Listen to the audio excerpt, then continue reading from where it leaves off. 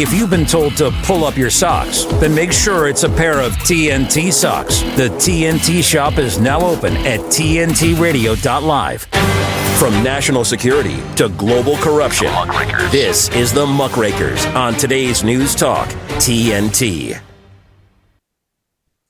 Hello, everyone, and welcome to the Muckrakers on TNT. I'm Taylor Hudak, joined by my fantastic co-hosts, Andrew Eborn and Basil Valentine. Today is Thursday, August 1st, and I have to say, I can't believe that it's already the final month of summer, at least for those of us in the Northern Hemisphere. But wherever you are in the world, whether you're joining us with your morning cup of coffee, on your lunch break, or in the evening, we are happy to have you watching The Muckrakers, a show where we separate fact from fiction and fact from opinion.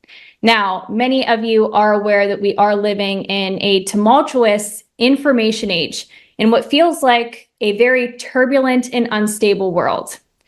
Oftentimes, political leaders say one thing and do another. Media reporting has somewhat become nothing more than just public relations for the state. And with a lack of transparency from our government institutions, people are left to decide for themselves or speculate for themselves what the truth really is. So today, during the next hour on this episode, we will examine the media distortions as well as disinformation in the context of the recent developments coming out of the UK with the recent outbreak of violence, as well as public health disinformation that we have been exposed to, other reporting on certain crimes that may or may not be related to terrorism, etc. So that's what we have in store for you today. I first do want to discuss things taking place in the UK, specifically the violence. And before I do get into the details there and some of the media coverage of this particular incident, of course, we do not want to forget the fact that 3 young lives have been lost. Here at TNT, our hearts and condolences go out to the families and friends of those young girls and the community at large. But if we do take a look at the media coverage here, there has been a lot of speculation as to the perpetrator of this attack. And the media is also suggesting that the misinformation on social media has led to the violence that we are seeing in Southport, in London, and throughout the UK. Now, there are a few reasons as to why we don't know much information about this suspect. He is 17 years old, so he is a minor. So the police, the authorities are legally bound to not provide the full scope of information about this individual. But this has led people to question, who is he? Where did he come from? And as I said, this has led to a lot of speculation. Andrew, I'm going to hand it over to you. Do you think that misinformation online has perhaps led to some of the violence that we're seeing? I personally think this is somewhat of a slippery slope here to blame the violence on media misinformation, but it's something that is being discussed very seriously in the mainstream media in the UK. So why don't you go ahead and share your thoughts? Well, in this particular instance, Taylor, I think absolutely misinformation has led to the violence. And I always say that we're living in a diseased information age, drowning in misinformation and disinformation. And there's never been a more important time to question everything. And we covered this tragedy on the Muckrakers earlier this week, and we were extremely careful not to speculate and to bring in all sorts of prejudices, which others in the media have done. And what I always urge people to do is let's look at the facts and separate those facts from opinion. So what are the facts? The facts, as we know, that a 17-year-old, as you say, has been charged with the murder of 3 young girls at a Taylor Swift-themed dance class in Southport. For legal reasons, the 17-year-old can't be named, and they've urged that we be very, very careful so that the trial itself is not prejudiced. The victims, as you rightly say, our hearts go out to them, and it's appalling. B.B. King was only 6 years old. Elsie Dot Stankham was 7 years old. And Alice Da Silva Aguirre was 9 years old. The attack occurred at the Hart Space Centre, and a teenager has been charged with 10 counts in addition to the murder, accounts of attempted murder and possession of a bladed article. Horrendously, 8 other children, 2 adults were injured, and some are still in critical condition. So, as you rightly say, our hearts go out to all the families. And even there's a plea on some of the papers out here. They talk about sort of outrage and things like that. The families there, what happens on the streets when it's all spilled out and the baying mobs have started raiding places and things like that. The families are just saying this is just adding to the grief and distress that we're suffering. And what happened? We had Ursula Doyle, that was announced Mersey Police during a midnight press conference, and she said we've got to have a fair trial and cautioned against prejudicing proceedings. And there was also Chief Constable Serena Kennedy. She said that it's an ongoing investigation involving the Lancashire Police and counter-terrorism units. The incident obviously deeply shocked the Southport community, and what happened is there were lots of attacks and protests and unrest. We had 100 arrests in central London yesterday, as well as horrendous violence in Southport. What happened is there was an attack on the mosque. I saw shops, some of the footage that was released. I saw shops being attacked. 50 officers were injured as a result. And apparently what's happened is the unrest was reportedly fueled by this social media misinformation suggesting an Islamic link to the stabbing. There's been no such thing established. And I think our rush to get there first on the news is so dangerous. And if ever there are a warning, and I make this point so often, if ever there's a warning for people in the media to take your job responsibly, what you are doing affects lives, and it's actually people's lives are being cost as a result of it. That's my view. Interesting insights. I think that there is something to be said that when there is a lack of information with regard to certain very highly emotional events, such as this one, or emotional tragedies such as this one, people are often left to speculate, and violence can erupt and can outbreak. Basil, I want you to also weigh in here with your thoughts. Any reaction to what Andrew said? What do you think is perhaps causing the violent outbursts that we are seeing in the UK? Well, to use the popular term, we've got to get granular with exactly what's happened over the last few days. And it was a news website called Channel 3 Now that first reported online on the X platform that the identity of the attacker was somebody called Ali al-Shakati, who had arrived in the UK on a small boat and was on the MI6 watch list. Hence people taking to the streets in Southport and attacking a mosque.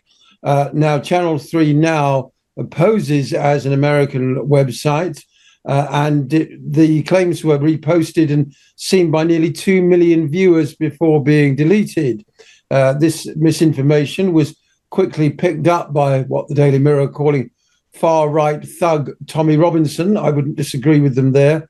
And indeed Andrew Tate, who told his 10 million followers that an illegal migrant had stabbed 6 little girls and told people to wake up. So that appears to be the kernel of where this all came from. The news website, Channel 3 News, I've been looking at it this morning. It is supposedly linked to Russia.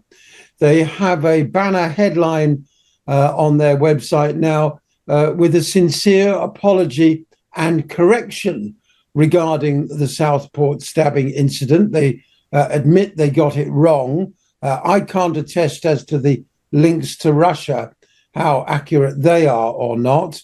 The stories that they're leading with are the victims themselves are being identified, a missing person, the arrest of the 17-year-old, and the fact that I say fact, I'm quoting this particular website here. We don't know whether this is further misdirection, but they're now saying that the 17-year-old suspect was born in Cardiff to Rwandan parents and moved to the Southport area in 2013.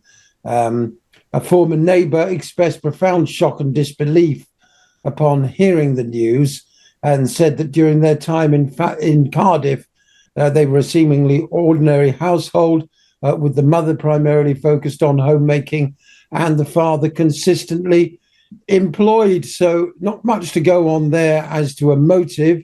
We don't even know if that's true. Once again, that's Channel 3 Now having issued their apology. But that's where all this started, was that fake report. Whether it was a mistake or whether it was deliberately designed to inflame tensions, that's another matter, and it's very difficult to say. But what we can say is that, the establishment talking heads and powerful talking heads at that, former boss of MI5, Sir Richard Dearlove, and the former security minister, Stephen McPartland, have both suggested that Russia could be behind the social misinformation campaign, which led to the scenes in Southport. Richard Dearlove was talking to LBC's Nick Ferrari this morning, and he fears that Kremlin bots could be doing not only this, but perhaps other things. I mean, they're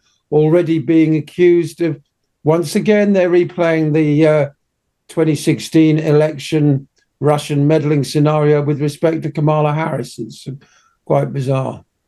Right. Let me just jump in here, then hand it over to Andrew. I will say, I think many people are going to see these reports coming out of the Daily Mail. It was a special investigation which appears to link a certain account or website to the Russian Federation, claiming that Russia is somehow behind stirring up violence in the UK.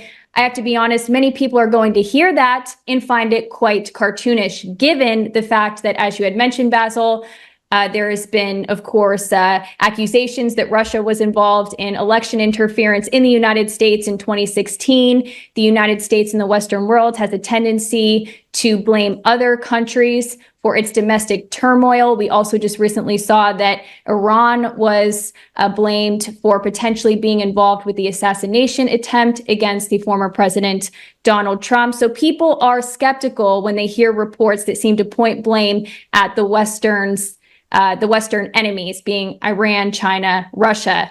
Andrew, any thoughts on the validity to this report and it being a substantial report? Do you think that people have a right to be skeptical here? Or do you think that this report shows a clear connection with Russia? I think it's very clear, as you say. It's always we rush to demonize the usual people, don't we, in the usual states. I did do a deep dive myself, however, into Channel 3 now. There's still the website is up there, and also the Twitter account, which is referenced. When you look at it, however, they've only got 3,276 followers, and they're following 21. And it's very interesting to see who they're actually following. They're doing a deep dive. They're following the Minneapolis police, the city of Philadelphia, the Fairfax County, and Baltimore police.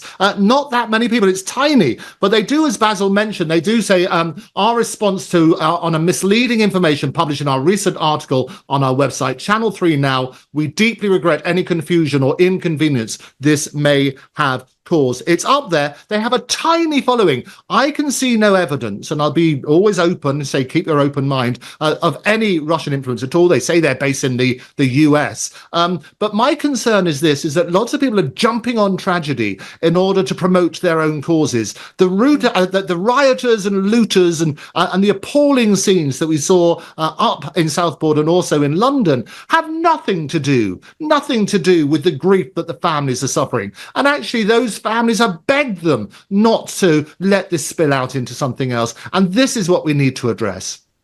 But just to jump in quickly, those numbers for Channel 3 now, very small reach, and yet 2 million people saw their misinformation. Tommy Robinson picked it up, so did Andrew Tate. That would seem to indicate that there may be other actors at work amplifying Channel 3 now, certainly in this case, because it's very difficult to get that kind of reach and get influencers to retweet and amplify a story without a third party being involved in some way. For such a negatively small organization as Channel 3 Now, about whom I can't find a Wikipedia article. Usually we get something on all these people and who they are and where they're based. And also, it's very easy to say Russian linked.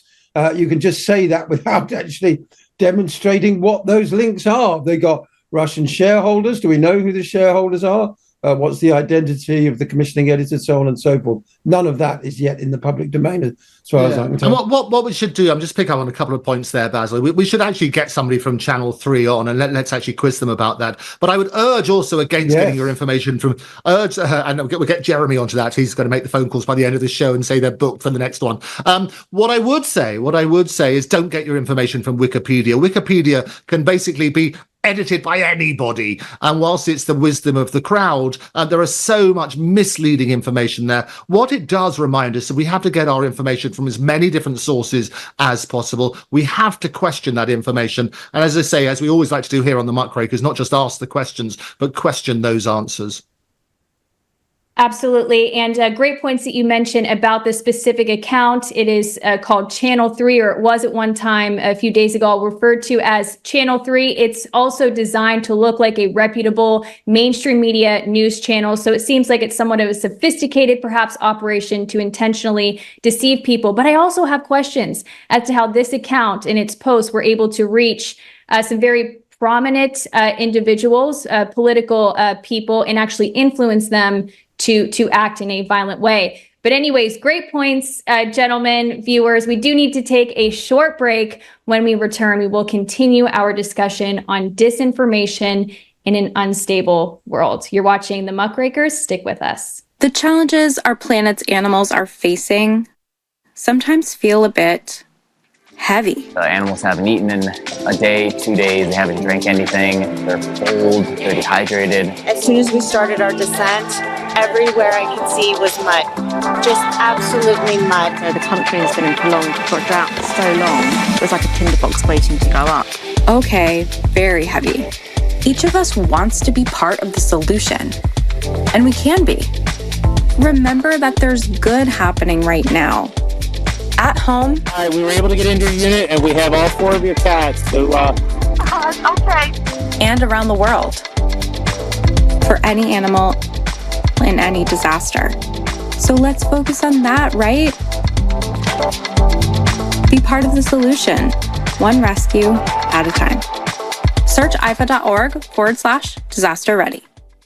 A better business tip from TNT Radio. News Talk Radio listeners are some of the most active and involved listeners of any format. TNT Radio listeners rely on TNT Radio often as their primary source of information. They trust TNT Radio and are highly engaged with the content. If you'd like more information about advertising on TNT Radio, simply fill out your details on our contact page and we'll be in touch. To find out more, go to tntradio.live.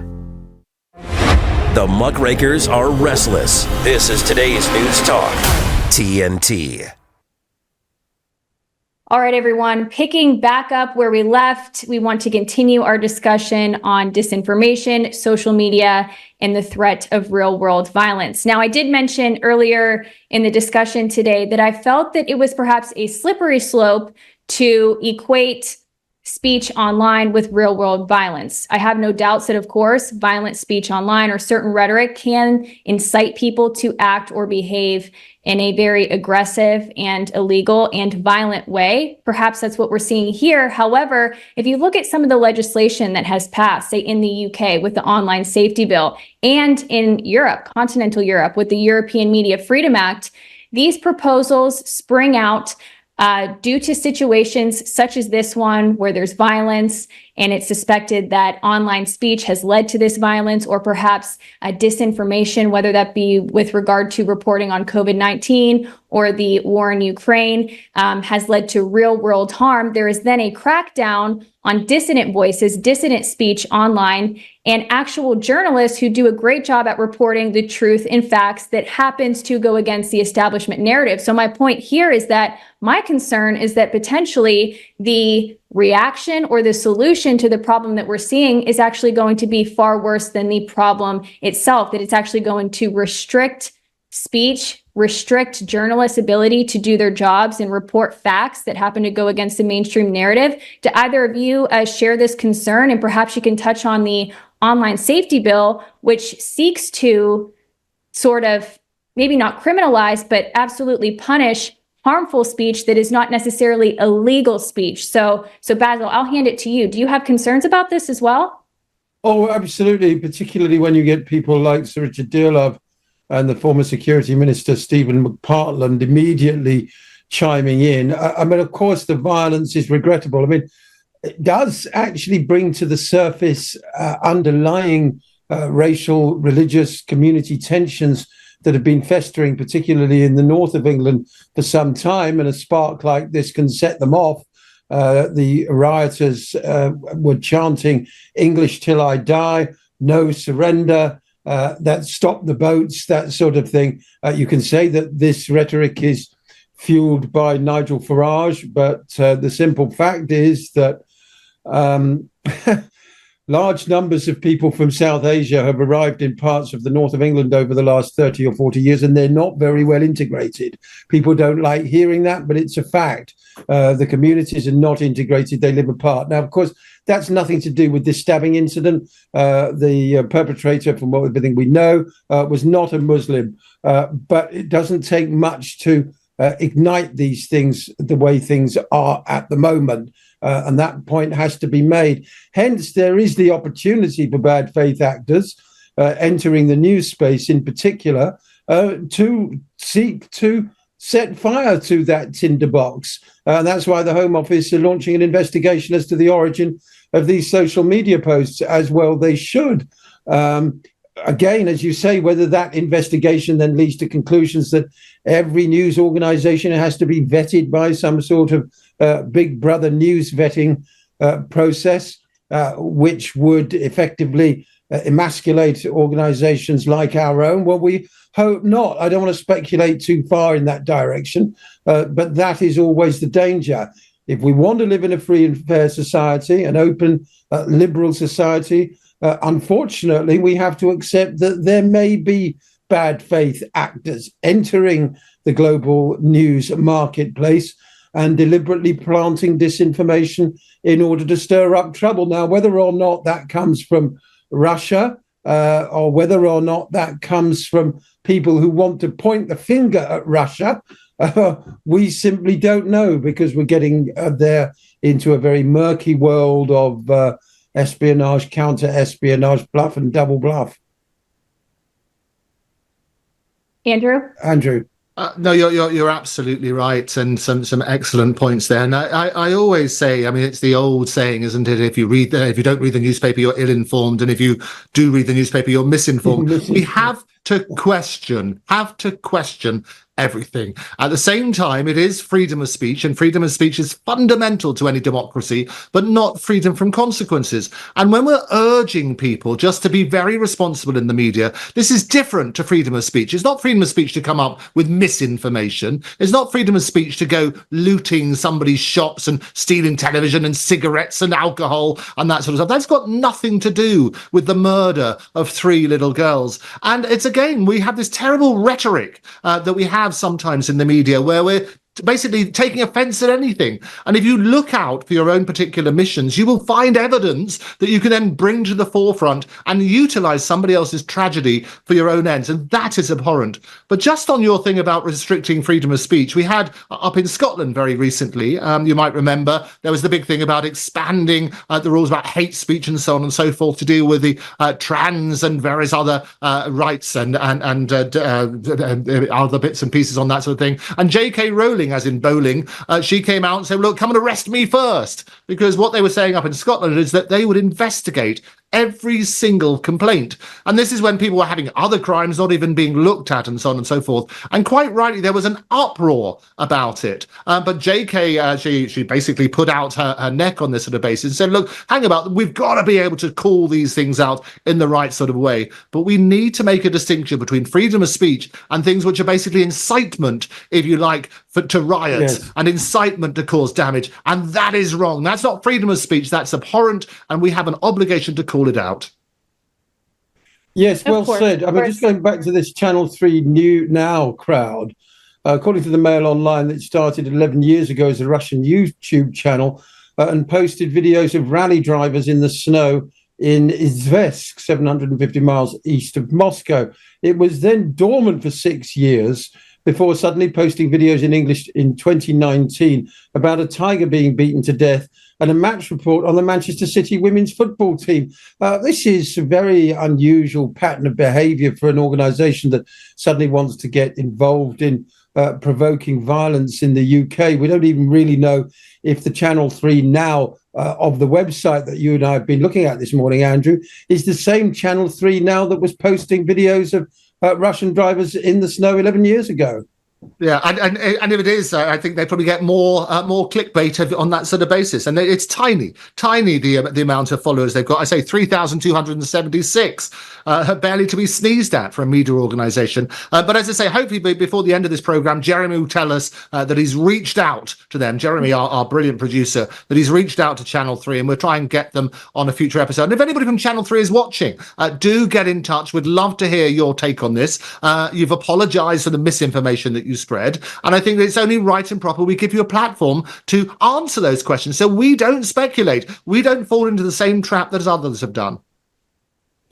They've actually said that made sure that the team responsible for publishing this news is fired, but the apology apparently contains several errors and is believed to have been written by an AI program. Honestly, Andrew, Taylor, what a weird and sometimes not so wonderful world it is we live in.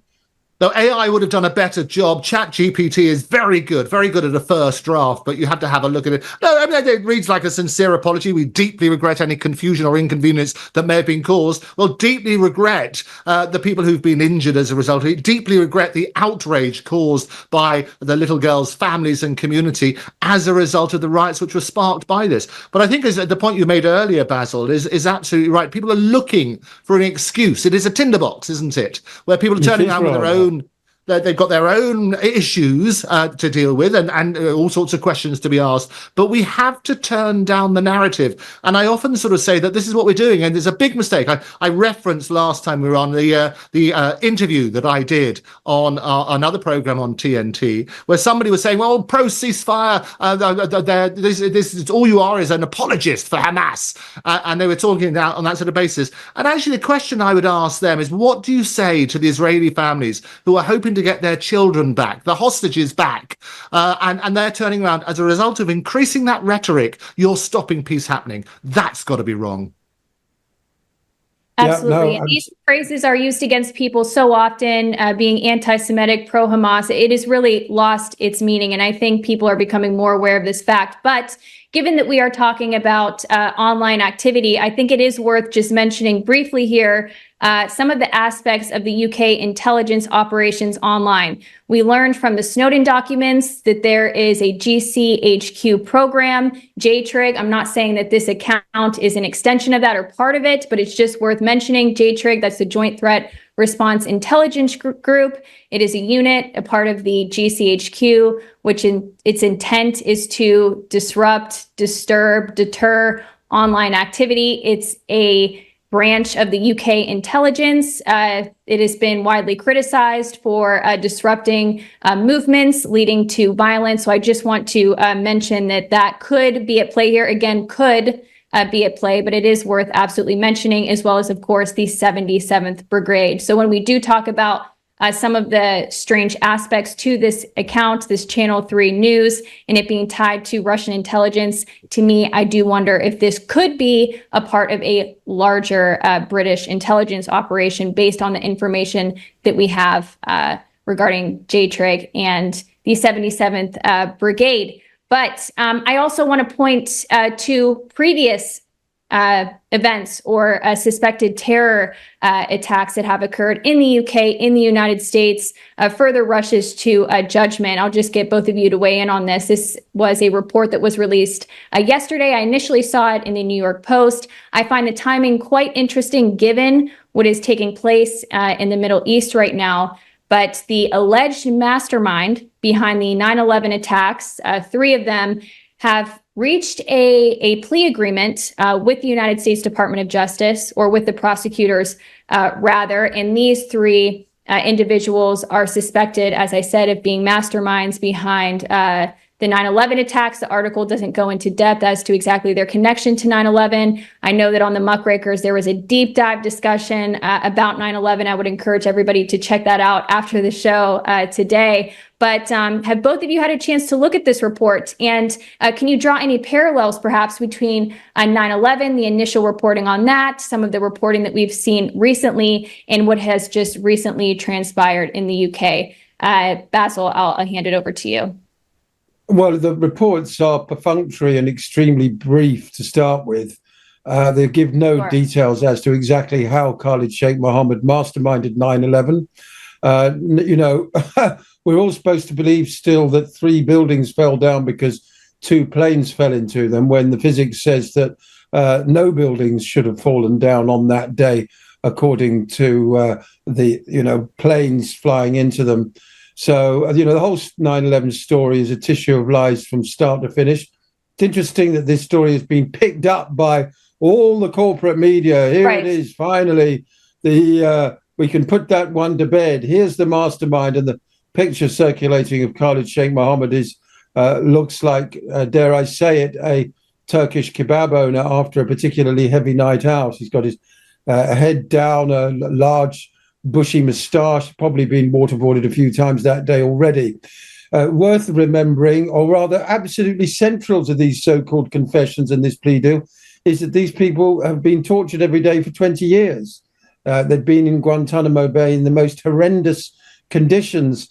On the Patrick Henningsen show last week, I interviewed Philip Diaz, the director of a new film about Guantanamo Bay, I Am Gitmo. People were simply rounded up off the streets of Iraq and Afghanistan and taken to Guantanamo Bay and tortured. And if they didn't have anything to say, if they didn't know anything about terrorism, then that was taken as a sign of uncooperation. The American authorities are deliberately vague about the number of people held in Guantanamo, that's so that they can die at regular intervals and not be held responsible. The whole thing is a complete abomination. The story of 9/11 is a tissue of lies, and this is just the latest chapter. The timing, well, some sort of process has been going on, but I think if you'd been waterboarded every day for 20 years, you'd sign just about anything. Exactly. And it's also worth noting that the U.S. system is set up in a way where people are just not even just those who are charged with crimes related to terrorism, but any sort of criminal charge brought against someone. The justice system tends to stack up many, many charges, which just leads people to have a tendency to want to make a plea deal because it's easier, it's cost effective, and they feel that it is worth it given the extensive process they would have to go to should they plead not guilty. But yes, waterboarding and the torturous circumstances that they were under is worth noting. Go ahead, Basil. I think in the case of Khalid Sheikh Mohammed and these other 2, I think there was a partial setup, just as in the same way that Lee Harvey Oswald was maneuvered into position by the people actually responsible for the assassination of John F. Kennedy. There's actually a photograph of Oswald standing in the doorway of the Texas School Book Depository next to Billy Lovelady. So he couldn't possibly have been on the 6th floor shooting. That photo only emerged a couple of years ago. But nevertheless, various actors made a case against Oswald, at least vaguely plausible. And the same thing, I think, happened to Khalid Sheikh Mohammed and the others. I think, well, we know that the FBI have been setting up terrorist sting operations throughout this century. And similarly, I think Khalid Sheikh Mohammed and the other 2 were made to feel that they might be part of something without actually being them. I mean, the idea that he was the mastermind or something is frankly completely and utterly laughable. Andrew.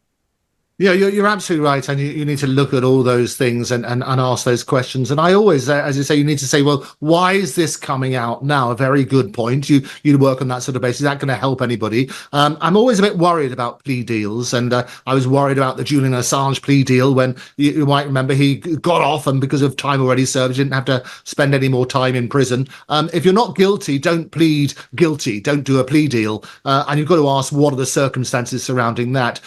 Details of the deals, as you say, specifics are not public, but they pled guilty. The idea is that the prosecution now won't seek the death penalty, and that's the reason they did it. As you also pointed out, they've been held at Guantanamo Bay without trial for years, and the people have reported about the conditions there. You can draw your own conclusions. The question, however, is who does this benefit? Because the victim family, their reaction, some of the victims, they've been speaking to this, the families, 9/11, the families, they say they're deeply troubled by the plea deal, expressing concerns about transparency and justice. So they're not feeling happy about it either, because they're feeling as though they've been let down after so many years. There's also the question of the role of Saudi Arabia. Families are urging further investigation into the potential role of Saudi Arabia, and 15 of the 19 hijackers being Saudi nationals is what it's reported. But again, we need to look at all of these. So for me, there are still so many questions unanswered, and it sounds as though it's a sort of convenience, if you like. They pled guilty, now let's hope we sweep it under the carpet.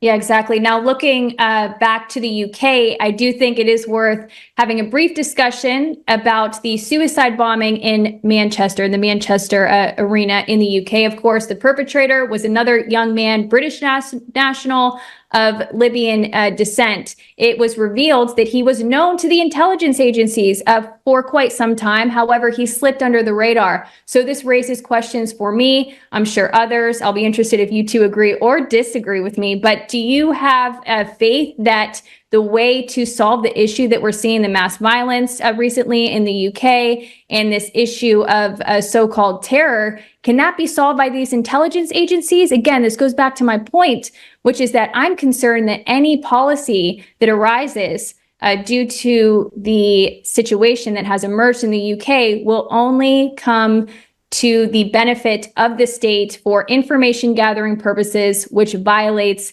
our privacy, because we know that what they have in place is already not working. It's already not working. So how can we trust that further measures are going to actually work and prevent these attacks from happening, whether that be measures such as stop and search by UK police on any citizen or anybody within the UK, or measures online to restrict speech, whether that be actual free speech or incitement and violent rhetoric. Basil, thoughts on this?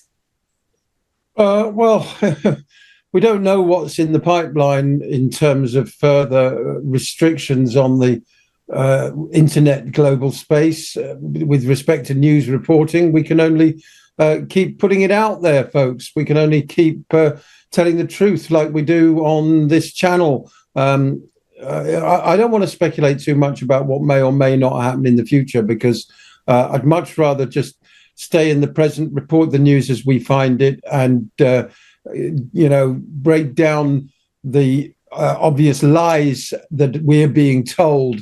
And I think if we do that, if we use truth as our shield and right as our sword, then we won't go too far wrong.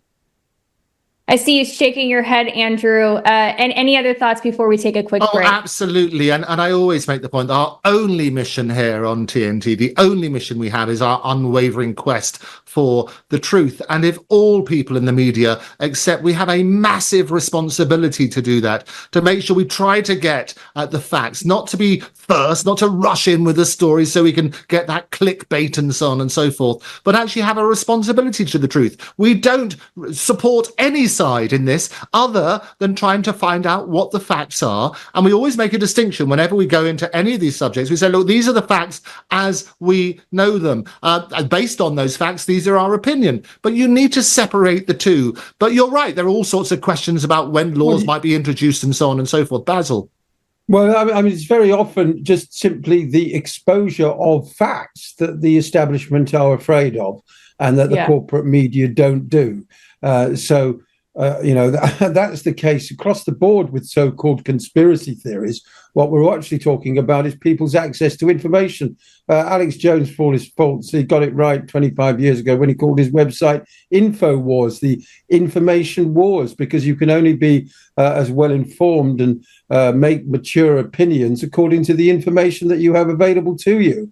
And if your information comes from an extremely narrow set of sources that follow solely government lines, there may be, cast iron facts about situations that don't adhere to government narratives. And that's what the corporate media likes to try and hide. It actually likes to deliberately hide all the BBC hoo-ha about fact-checking and all that. They actually like to hide certain facts. It's as simple as that. Yeah, and you also, I mean, again, you mentioned Alex Jones, and whilst there's a lot of good there was also a lot of awful stuff. And he basically had the largest defamation awards in US history as a result of what he said about Sandy Hook and the shooting there. So we have to be very, very careful. And as I mentioned at the beginning, when we're talking about the terrible event, the murder of these three children, is we don't want to prejudice proceedings, but we also have to tread a very fine line between what are the facts and also defamation, because we don't want the channel to be shut down as a result of accusations or unsubstantiated claims. All we can do is say, look, this is what's been reported. These are the facts as we know it. And on which Tommy Robinson has been slightly misrepresented in the press about what's actually going on. They say, oh, they've issued an arrest warrant for him. It's to do with a defamation act, defamation action, and what happened there. And he was ordered to pay a certain amount of compensation and not to repeat. And he's shown a particular documentary in breach of that order. So the arrest was not for something stopping freedom of speech. It was basically saying you're in contempt of court. And that's what happens with contempt of court. So we have to dial down the rhetoric. We have to call out injustice where it genuinely is injustice, but also call out people who are trying to advance certain propositions just to support their own particular cause. Yes, exactly. Excellent points, gentlemen. I do need to intervene. We do need to take a brief break. When we return, we are going to shift gears and take a look at disinformation in the COVID era. I know a lot of people don't want to hear about COVID anymore, but we'll keep it brief. It is important to touch on this. How could we possibly talk about disinformation and misinformation without touching on COVID-19, as well as the disinformation put forth by the various public health agencies and sort of the rewriting of history with regards to the so-called pandemic of 2020. All right, we'll take a brief break. You're watching the Muckrakers on TNT. Stick with us. Anticipate potential delays for the morning commute.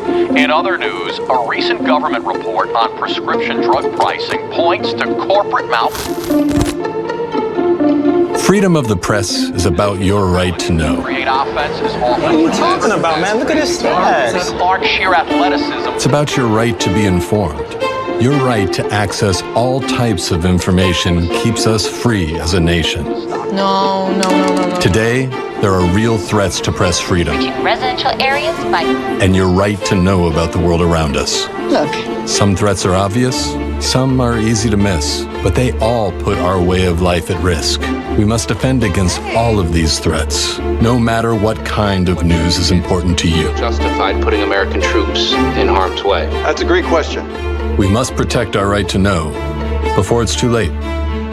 Understand the threats. ProtectPressFreedom.org.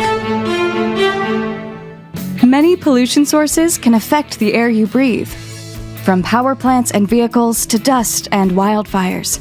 Knowing more about local air quality can help you protect your health. If you're thinking about buying an air sensor, EPA has a series of videos to help you get the most out of it. Learn how EPA collects and uses regulatory data, how EPA communicates health messaging, and how to interpret the readings from your sensor. Visit epa.gov/air-sensor-toolbox. From national security to global corruption, this is the Muckrakers on today's News Talk, TNT. All right, everyone. Thanks for sticking with us. Basil, I'm going to hand it right over to you. Then we'll get into some discussion about COVID-19 misinformation. But you had some breaking news information related to this topic that you wanted to share with the viewers and also discuss. So I'll hand it over to you. Yeah, well, it's not just a question of what does appear online that influences the way people think and vote, for that matter. It's also what doesn't appear online. Now, after the shooting in Butler, Pennsylvania, it seemed that Donald Trump was a shoo-in for the presidency.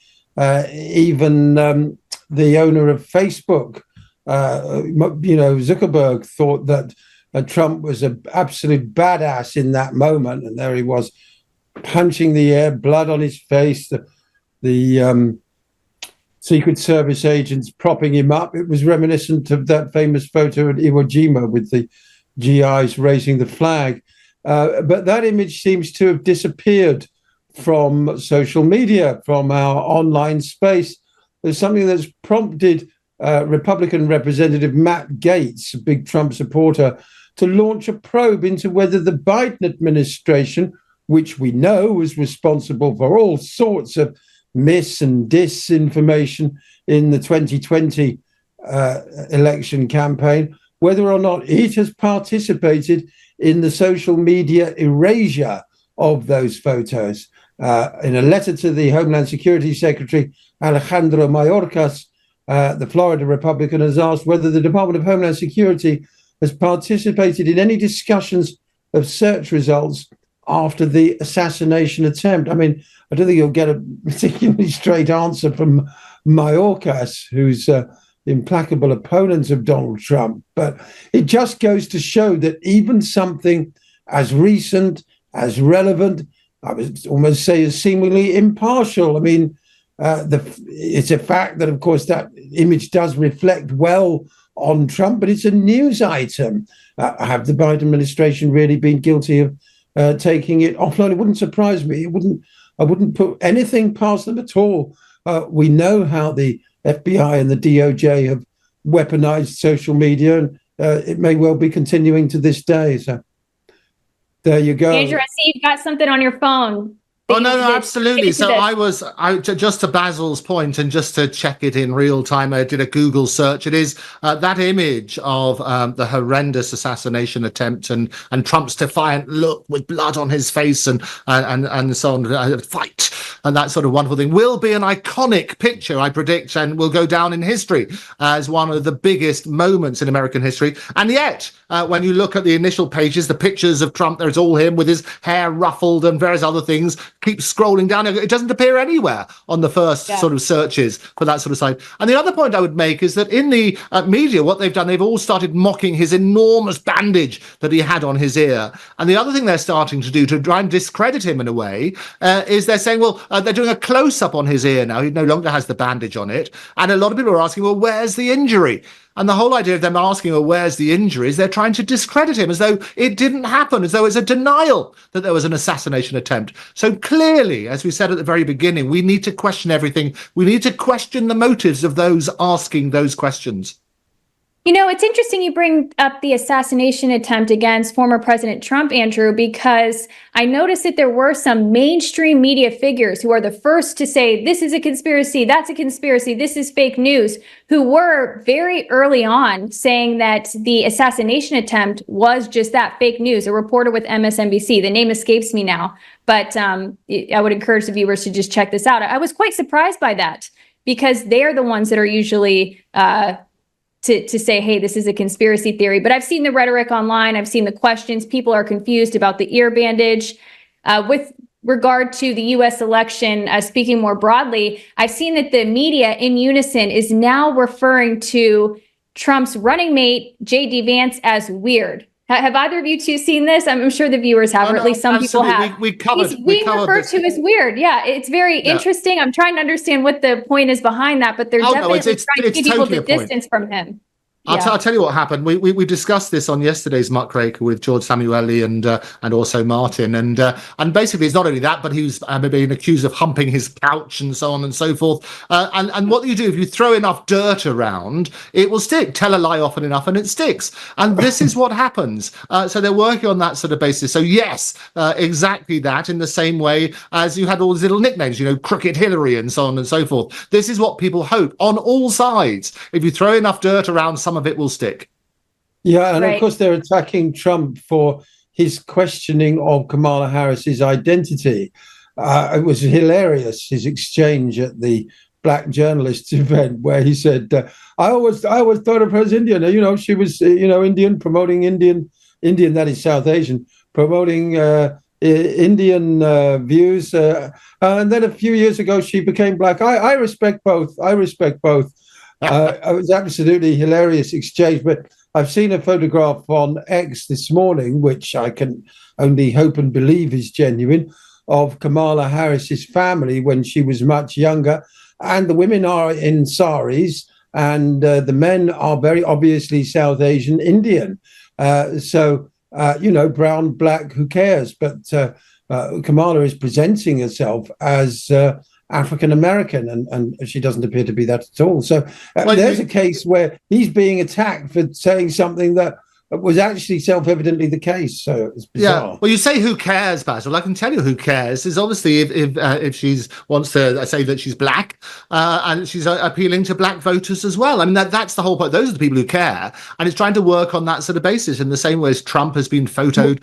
With the believe it or not, I hate to have to say so, but I know some South Asian people who are quite racist towards black people, and vice versa. There isn't necessarily any great cohesion between Asians and African Americans or black British people, for that matter.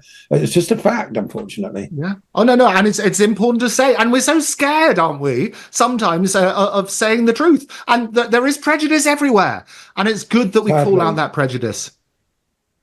Absolutely. Now, I did mention before the break, I'll touch on it just briefly, because I do think it is worth mentioning, of course, when discussing misinformation, disinformation, which, by the way, is an accusation that was leveled against people who actually spoke the truth, or at least spoke against the official narrative with regard to COVID-19. And again, many people may be hearing this thinking, oh, gosh, who cares about COVID-19? It's a thing of the past. I understand all of that, but I want people to be aware of a few points here that are very relevant to today. And that is the fact that there was an EUA authorized in the United States, that's emergency use authorization for bird flu vaccines. We need to have our radar up about this, and we need to learn our lessons from the past 3-4 years, starting with COVID-19, and be on alert to not be fooled again, because there have been real world consequences from the disinformation put out about these injections, put out about this virus that have impacted people, that are still impacting them today. People are suffering from vaccine injury, vaccine harm, and also from mental health problems due to being locked down in their homes, losing loved ones, and also now having to care for family members who are potentially harmed as a result of these vaccines. We must not let this happen again. We must stay vigilant, because it seems that tensions are arising in the United States, at least with regard to bird flu, as they have just authorized the EUAs with the bird flu vaccines, as I said. And then also looking at the UK, remember a few months ago, they passed legislation in which those who owned chickens in the UK had to register how many chickens they had, or they would be fined or even put in jail for up to a year. This is all interconnected. We still need to gather some more information on this, but I think that we should be very aware and learn lessons from the past and not be fooled again, and really seek out truthful information, which is what we do on this show. Basil, I see you're eager to weigh in here, perhaps. Any other things that you want to raise as we begin to wrap up today's episode? Oh, well, just that, the COVID farrago, as I like to call it, was a military-grade psychological operation in coercion and control. The only good thing to have come out of it, really, is the so-called freedom movement, although that has splintered ever since, and various other agendas have come to the fore. It did prompt a considerable sort of global awakening, if I can use the term, with the people waking up to the fact, basically, that there's something slightly wrong with the picture. If you can remember when you needed to tune in your television set, Andrew, or even tune in the radio, a lot of people are aware of the fact now that the pictures that, our reality, our hologram here on planet Earth isn't quite what we've been led to believe it is. Yeah, no, you're absolutely right. And just a couple of very quick points on that. People always say history repeats itself, and I say the reason it does that is because we don't learn the lessons from history. Various inquiries are going into the COVID fiasco and what happened. The initial reports that we've had has been said there was a systematic failure of people to plan properly and to take appropriate steps. All sorts of things are coming out of the Scottish COVID inquiry as well. Things like do not resuscitate orders. It is an absolute scandal that we need to have a look at. And I always say that sunlight is the best disinfectant.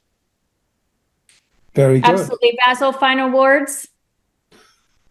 Stay tuned to TNT. Stay tuned to today's News Talk. We're the best place for sober, rational analysis. We don't descend into conspiracy theories or wild accusations here. We like to delve properly into the facts and get the relevant experts on board, and then allow people to draw their own conclusions. And in that respect, I'm going to be joined by Nick Buckley, former candidate for Mayor of Manchester, to look at what if it was happening in South Asia would be called communal violence. It's the only way of putting it, really. Riots all over Britain, Hartlepool, London, Southport, and this hot weather. Unfortunately, as you know, Andrew, the Brits get a bit overexcited, don't we, when the sun's out?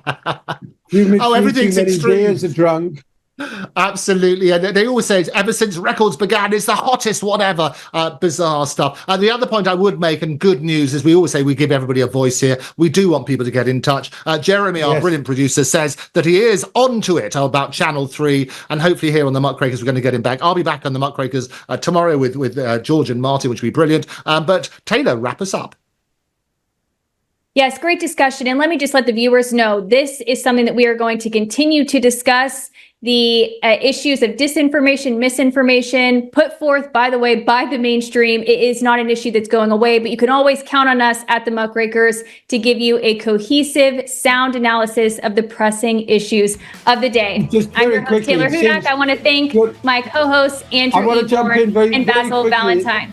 Very quickly, it seems we need to do one of these programs about once a fortnight because, fresh events happen for which the official stories aren't always true at regular intervals. So we have to do this once every couple of weeks, I think.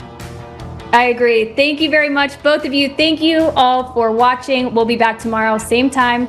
Thank you once again.